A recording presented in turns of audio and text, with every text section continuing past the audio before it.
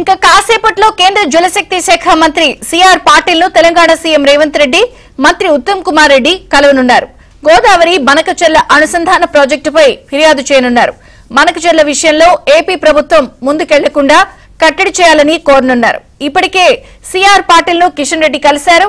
AP ప్రభుత్వం నిర్మించబోతున్న Godavari Banakacherla link ప్రాజెక్టుపై చర్చించారు.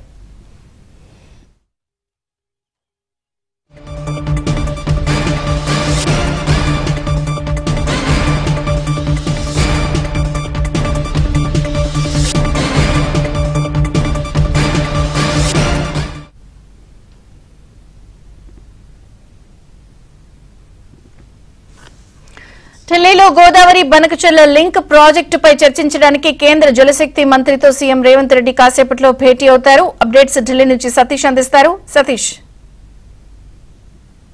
విజయ చంద్రిక, ఢిల్లీ పట్టణంలో సీఎం రేవంత్ రెడ్డితో పాటు మంత్రి ఉత్తమ్ కుమార్ రెడ్డి కూడా ఉన్నారు. మరి కాసేపట్లో అంటే 12 గంటలకు కేంద్ర జలశక్తి మంత్రి సిఆర్ పాటిల్తో సమావేశం కాబోతున్నారు. సిఆర్ పాటిల్తో జరగబోయే సమావేశం అత్యంత కీలకంగా కూడా మారబోతుంది. ఇక గోదావరి బనకచెర్లకు సంబంధించిన ప్రాజెక్టుపై ప్రధానంగా తెలంగాణ ప్రభుత్వం దాన్ని వ్యతిరేకిస్తున్న నేపథ్యం, ప్రాజెక్టు నిర్మాణం చేపట్టొద్దు, డిపిఆర్ను ఆమోదించొద్దు, తక్షణమే టెండర్లను నిలిపివేసే విధంగా కూడా చర్యలు చేపట్టాలని కూడా కేంద్ర జలశక్తి మంత్రికి విజ్ఞప్తి చేయబోతున్నారు. ఇటీవల మంత్రి ఉత్తమ్ కుమార్ రెడ్డి కేంద్ర జలశక్తి మంత్రికి ఒక లేఖ రాయడం జరిగింది. లేఖలో ప్రధానంగా పలు అంశాలను కూడా ఆయన పేర్కొన్నారు. ఆంధ్రప్రదేశ్ ప్రభుత్వం ప్రతిపాదించిన బనకచెర్ల ప్రాజెక్టు సంబంధించి ఫీజిబిలిటీ రిపోర్ట్ను తక్షణమే తిరస్కరించాలి. అదేవిధంగా డీటెయిల్ ప్రాజెక్ట్ రిపోర్టుకు సంబంధించి దాన్ని అడ్డుకోవడంతో పాటు టెండర్లను నివారించాలనే అంశాలను కూడా పేర్కొన్నారు. ఇక 1980లో గోదావరి జలాల ఒప్పందాన్ని ఉల్లంఘించినట్టు అవుతుందని గోదావరి జల వివాద ట్రిబ్యునల్ పరిగణలోకి తీసుకోవడంతో పాటు ఆంధ్రప్రదేశ్ పునర్విభజన చట్టం ప్రకారం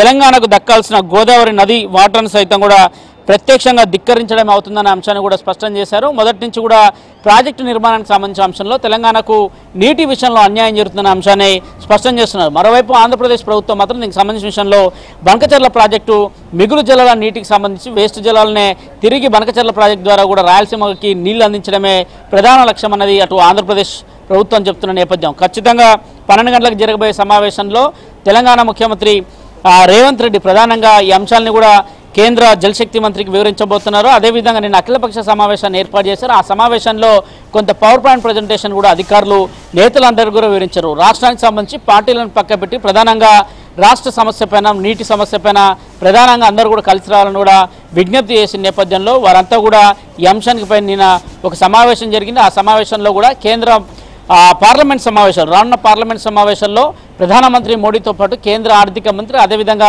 పర్యావరణ శాఖ మంత్రిని కూడా మొదట కలవాల్సినగా నిర్ణయించడం జరిగింది.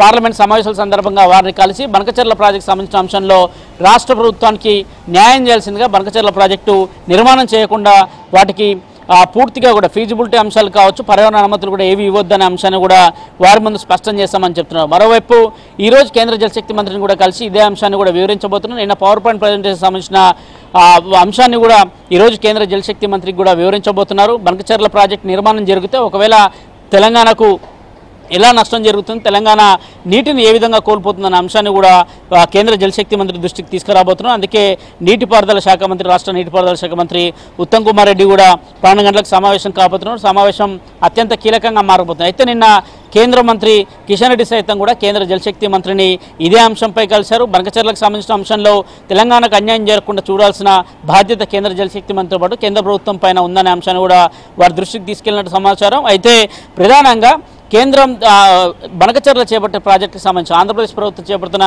బనకచెర్ల ప్రాజెక్టు విషయంలో మొదట 2 రాష్ట్రాలకు ఎక్కడ కూడా అన్యాయం జరగకుండా, 2 రాష్ట్రాలకు ముఖ్యంగా తెలంగాణకు ఎక్కడ అన్యాయం జరగకుండా చూస్తామనేది కూడా నిన్న హామీ ఇచ్చినట్టు కూడా చెప్తున్నారు. అయితే ఈరోజు జరగబోయే సమావేశంలో ఎలాంటి అంశాలు చర్చకు వస్తాయి, బనకచెర్లకు సంబంధించిన అంశంలో, గోదావరిపై నిర్మిస్తున్న బనకచెర్లకు సంబంధించిన అంశంలో కేంద్ర ప్రభుత్వ వైఖరి ఏంటి, కేంద్ర ప్రభుత్వ స్టాండ్ ఏంటి అనేది కూడా కాసేపట్లో తేలనుంది. ఒకవేళ కేంద్ర జలశక్తి మంత్రి సీఎం రేవంత్ రెడ్డికి ఈ అంశంలో ఎలాంటి స్పష్టత ఇస్తారనేది కూడా వేచి చూడాల్సి ఉంటుంది. విజయ్.